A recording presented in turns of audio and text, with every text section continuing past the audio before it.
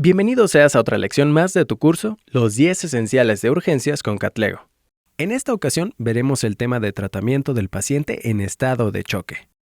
El estado de choque, de forma general, es un estado en el que existe una perfusión inadecuada de los tejidos y/u órganos, produciendo así un aporte metabólico inadecuado. De forma clínica, la definición de este es más complicada, pero es la presencia de signos de hipoperfusión sistémica, como presencia de taquicardia, alteración del estado de conciencia, llenado capilar inadecuado o disminución del gasto urinario, y este puede ser precedido o acompañado de la presencia de hipotensión, la cual puede ser absoluta con disminución de la presión sistólica menor a 90 milímetros de mercurio o una presión media menor a 60 milímetros de mercurio, o a la hipotensión relativa con una disminución mayor de 40 milímetros de mercurio de la presión basal.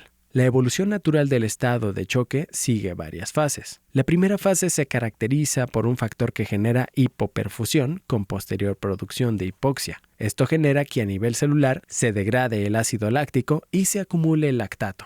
Posterior a esto, se produce compensación con generación de distintos mecanismos compensadores como producir hiperventilación para regulación del pH, inicia liberación de norepinefrina para producción de vasoconstricción y aumento de la frecuencia cardíaca y en el sistema renina-angiotensina para priorizar el flujo sanguíneo a órganos vitales. En caso de continuar con el factor desencadenante, se entra en etapa de progresión, donde hay pérdida de los mecanismos compensatorios previamente mencionados. Se genera vasodilatación e inicia el compromiso de los órganos hipoperfundidos. Si no se atiende de forma adecuada, se entra en un estado de choque refractario. En esta etapa se presenta falla irreversible de uno o más de los órganos afectados por vasodilatación capilar de forma persistente. La clasificación del estado de choque es dependiendo de su origen y su fisiopatología que lo produce, dividiéndose en 4 grandes grupos. Esto se puede dividir en 2 grandes grupos en aquellos con afectación del volumen o con afectación del gasto cardíaco.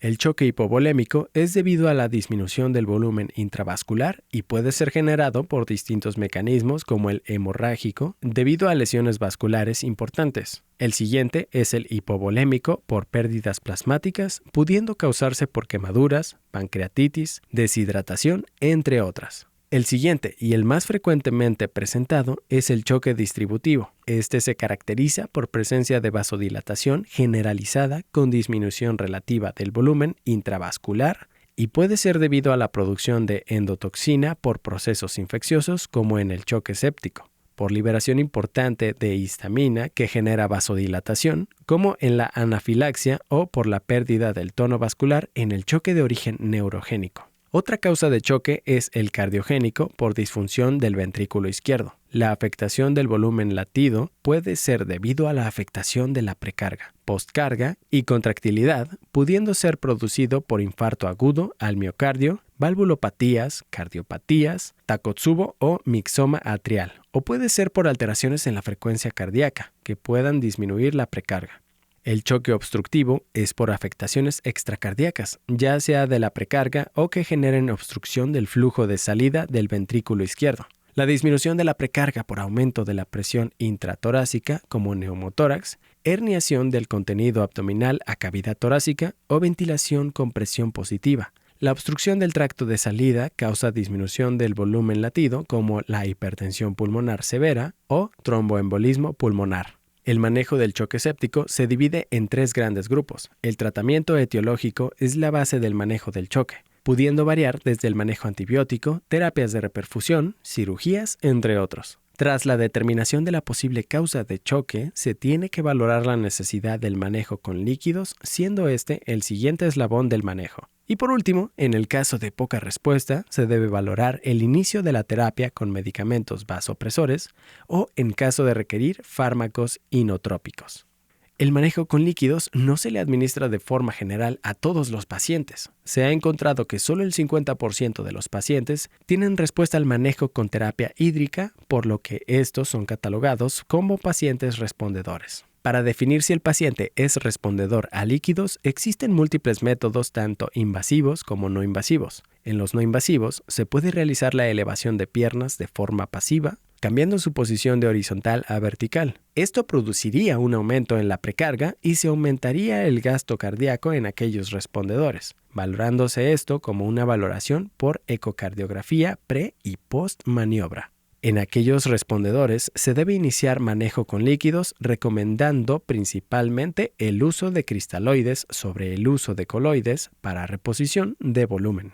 De estas soluciones se recomienda principalmente el uso de soluciones balanceadas, como la Ringer lactato, las cuales son menos ácidas que las soluciones salinas, y se ha encontrado una menor asociación al desarrollo de lesión renal, la necesidad de terapias de sustitución renal y de función, por lo que estas se recomiendan sobre otro tipo de soluciones. Con respecto a los volúmenes a infundir, se recomienda iniciar sin importar el tipo de estado de choque a 20 a 30 mililitros por kilogramo y su revaloración de forma continua. El manejo del estado de choque se divide en 4 etapas, las cuales incluyen el ajuste de los líquidos administrados. En la fase de salvamento se utiliza la dosis de líquidos ya mencionada y esta abarca las primeras 24 horas. Seguido a esto, la fase de optimización que inicia de las 24 a 72 horas, se ajustan los líquidos de 5 a 15 mililitros por kilogramo. Después, sigue la estabilización de las 72 a 96 horas, donde se baja la administración de líquidos a requerimientos basales y por último el desescalamiento, donde se busca el retiro de las soluciones y los balances negativos. En aquellos pacientes con respuesta nula o euvolémicos y que continúen con datos de hipoperfusión, se debe de iniciar de forma temprana el manejo con vasopresores, los cuales permiten la vasoconstricción sistémica. Los vasopresores son múltiples, pero de forma reciente se ha encontrado que la dobutamina es altamente arritmogénica, por lo que se prefiere el manejo con norepinefrina como primera elección, sin importar el tipo de estado de choque, permitiendo su uso en dosis elevadas. En aquellos que tras el inicio del primer vasopresor y este requiera dosis altas, se debe de valorar la necesidad de administrar un segundo vasopresor, recomendando de estos el manejo con vasopresina y en caso de que se encontrara asociada a la disfunción miocárdica, se debe de valorar el agregar un inotrópico como la dobutamina. El manejo del estado de choque es dinámico y se debe de establecer la causa detonante y manejarla.